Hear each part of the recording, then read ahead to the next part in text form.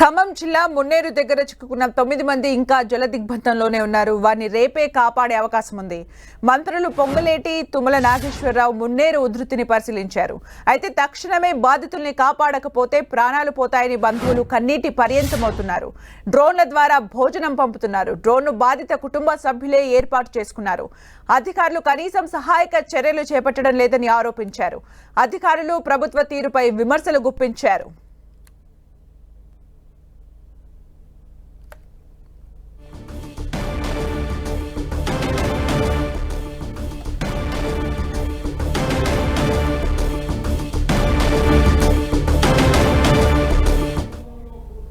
ఖమ్మం జిల్లా మున్నేరు దగ్గర చిక్కుకున్న 9 మంది ఇంకా జల దిగ్బంధంలోనే ఉన్నారు.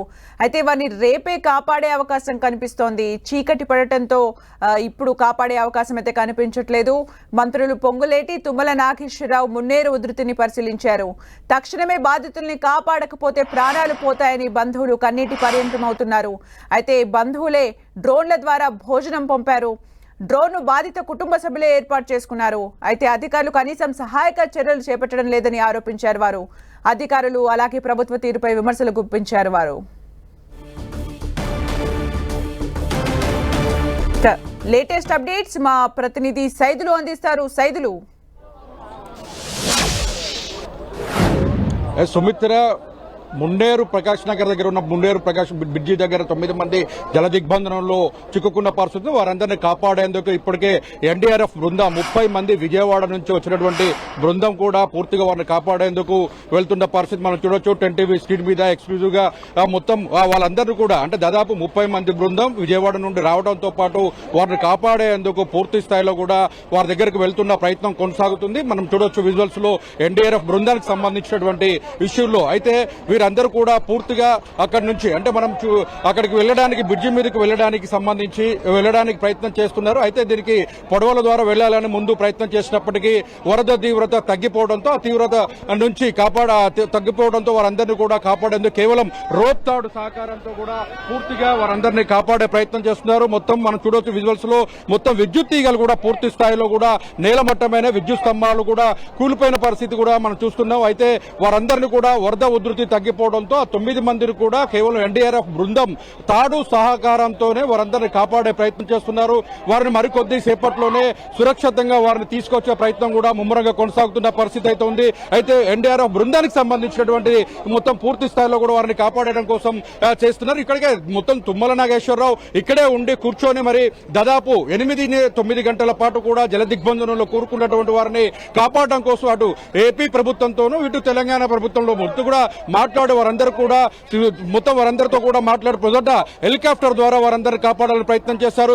తెలుగు రాష్ట్రాల్లో కూడా భారీ వర్షాలు వస్తున్న నేపథ్యంలో వారిని కాపాడడం సాధ్యం కాకపోవడంతో హెలికాప్టర్లు మొత్తం రావడం లేట్ అవడంతో పాటు చీకటి పడడంతో కూడా వారిని కాపాడే ప్రయత్నం చేయలేకపోయామని కూడా స్పష్టం చేశారు. మొదట అధికారులు చెప్పినప్పటికీ ఇప్పుడు మాత్రం ఎన్డీఆర్ఎఫ్ బృందం విజయవాడ నుంచి రావడం వారందరూ 30 మంది బృందం కూడా రోప్ సహకారంతో కూడా వారందరూ కూడా వారి దగ్గరకు వెళ్లే ప్రయత్నం చేస్తున్నారు. మొత్తం జల దిగ్బంధనంలో కూరుకున్నటువంటి మున్నేరు వరద ఉధృతి తగ్గిపోవడం ఒకవైపు నుంచి, అదేవిధంగా అక్కడ ఉన్నటువంటి వారు 9 మంది కూడా డ్రోన్ల సహకారంతో లైఫ్ జాకెట్లు కావచ్చు వారికి ఫుడ్ కు సంబంధించినట్టు కూడా పూర్తిగా అందించిన పరిస్థితి అవుతుంది. అయితే వారందరూ కూడా ప్రస్తుతం క్షేమంగానే ఉన్నారు. అయితే వారందరినీ కాపాడుకునే ప్రయత్నం మనం చూడొచ్చు విజువల్స్ లో.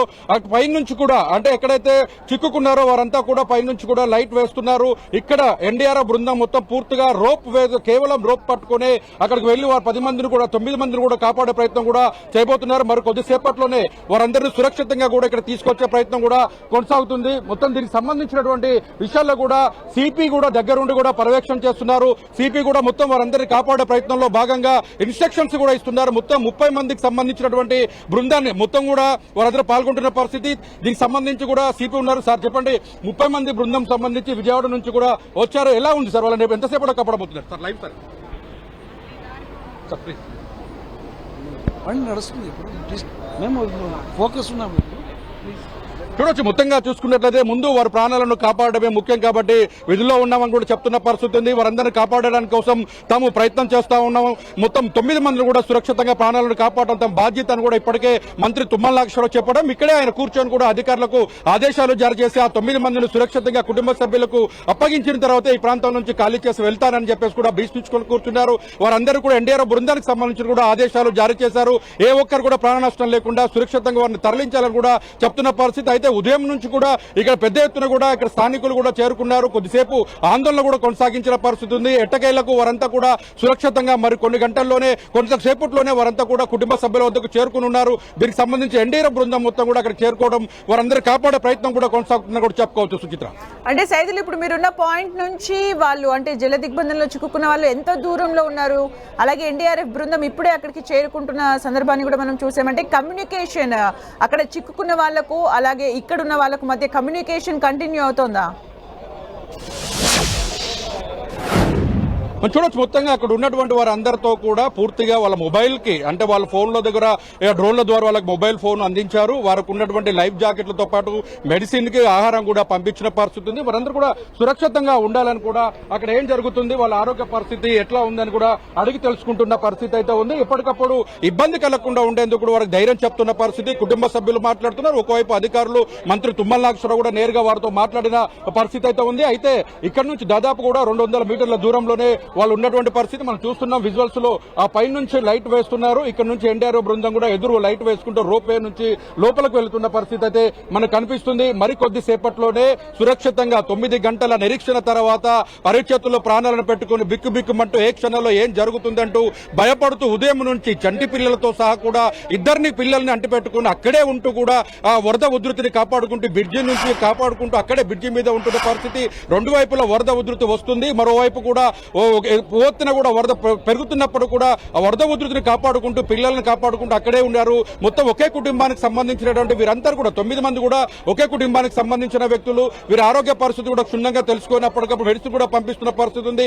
మరి కొద్దిసేపట్లోనే క్షేమంగా వారు ఇంటికి రానున్నారు. ఇంటికి సంబంధించిన ఎన్డీఆర్ఎఫ్ బృందం దానికి తగ్గట్టుగా అంటే ఒకవైపు హెలికాప్టర్ వస్తుంది ఇన్ టైంలో అనుకున్నారు, కానీ ఇన్ టైంలో రాకపోవడంతో ఒక్కసారిగా రేపు ఉదయం తర్వాతనే వారిని కాపాడాలని ముందు భావించారు. అయితే తుమ్మల నాగేశ్వరరావు మొత్తం సీరియస్ గా తీసుకున్నారు. 9 మంది ప్రాణాలను కాపాడమే దానికి మొత్తం సీరియస్ తీసుకున్నారు. ప్రభుత్వంతోనూ ఇటు అధికారులతోనూ సమన్వయం చేస్తూ ఇక్కడ నుంచి అందరికీ సంబంధించి కూడా ఎన్డీఆర్ఎఫ్ బృందాన్ని విజయవాడ నుండి తీసుకుని రావడం, ఆ 30 మందికి సంబంధించి ఇన్స్ట్రక్షన్ ఇవ్వడం, అయితే మొత్తం కూడా రోప్ వే ద్వారానే వారు వెళ్తున్న పరిస్థితి అయితే మనకి స్పష్టంగా కనిపిస్తుంది. అలాగే సైదులు ఒకనొక సందర్భం అంటే ఒకవైపు అధికారులు వాళ్ళని రక్షించే ప్రయత్నం చేస్తున్నప్పటికీ కూడా వాళ్ళకి ఆహారం అందించడంలో కేవలం వాళ్ళ ఎవరైతే ఉన్నారో వాళ్ళ కుటుంబ సభ్యులే డ్రోన్ల సహాయంతో వరకు ఆహారాన్ని అందించారు. అధికారుల చర్యల పట్ల వాళ్ళు అసంతృప్తిగా ఉన్నట్టు ఆందోళన చేసినట్టు కూడా వార్తలు వచ్చాయి. అదంతా అంటే దానికి సంబంధించిన అప్డేట్స్ ఏంటి? చూడొచ్చు మొత్తంగా మొదటి నుంచి కూడా వరద ఉధృతి పెరుగుతున్న క్రమంలో అధికారుల దృష్టికి తీసుకెళ్లినా ఎవరు పట్టించుకోవడం లేదని కూడా ఆవేదన వ్యక్తం చేశారు. అధికారులు పంపించిన డ్రోన్ మాత్రం పనిచేయకపోవడంతో వారు స్వతహాగా వారు వ్యవసాయ పనుల కోసం వాడుకుంటున్న డ్రోన్ను పూర్తిగా వినియోగించుకున్నారు. ఆ డ్రోన్ ద్వారానే పూర్తిగా మెడిసిన్ కావచ్చు, ఫుడ్, లైఫ్ జాకెట్లు ఇవన్నీ కూడా పూర్తిగా పంపించినటువంటి పరిస్థితి ఉంది. వారందరూ కూడా అధికారులు సకాలంలో స్పందించి ఉంటే అదే మధ్యాహ్నాంశంలో వెలుగు సమయంలోనే ఉంటే ఇంత రిస్క్ ఉండేది కాదు అని కూడా వాళ్ళు చెప్తున్న పరిస్థితి. ఈ చీకటి పడిన తర్వాత రిస్క్ ఉంది. ఆ రిస్క్ పడడానికి ప్రధాన కారణం హెలికాప్టర్లు రాకపోవడం. తెలుగు 2 రాష్ట్రాల్లో కూడా వరదలు వర్షాలు బీభత్సం ఉండడంతో వారందరినీ వాళ్ళ ప్రాంతాలలో వాళ్ళ అవసరాల రీత్యా హెలికాప్టర్ పంపే పరిస్థితి లేకపోవడంతోనూ వచ్చిన తర్వాత కూడా నేవీ హెలికాప్టర్ కూడా విజయవాడ నుండి వచ్చిన తర్వాత అంటే మొత్తం వైజాగ్ నుండి వచ్చిన తర్వాత కూడా పూర్తిగా చీకటి పడడంతో విజయవాడలో ఆగిపోయింది. ఆ తర్వాత తెల్లవారిన తర్వాతనే విద్యుత్ తీగలు ఉన్న నేపథ్యంలో మొత్తం చుట్టూ విద్యుత్ స్తంభాలు ఉన్న నేపథ్యంలో ల్యాండ్ అవ్వడం, వాళ్ళని కాపాడడం తమ వల్ల కాదని కూడా చేతులెత్తేసిన పరిస్థితి. అయితే వారంతా కూడా రాత్రి అక్కడే ఉంటే ప్రాణ నష్టం జరుగుతుందని భావించిన మంత్రి తుమ్మల నాగేశ్వరరావు మాత్రం అధికారులను ఆదేశాలు జారీ చేయడం, అక్కడే ఉండి దగ్గరుండి పర్యవేక్షణ చేయడంతో పాటు మొత్తం ఇక్కడ ఉండి కూడా ఎన్డీఆర్ఎఫ్ బృందానికి సంబంధించినటువంటి అటు ఎస్పీ, కలెక్టర్ వీరంతా కూడా దగ్గరుండి పర్యవేక్షణ చేస్తున్నారు. ఆ పర్యవేక్షణ చేయడంతో పాటు మరి కొద్దిసేపట్లోనే వారు తీసుకొచ్చేందుకు ఇక్కడ నుంచి ఇన్స్ట్రక్షన్ చేస్తూ వారిని కాపాడే ప్రయత్నం అయితే కొనసాగుతుంది. Right, thank you Saidulu for the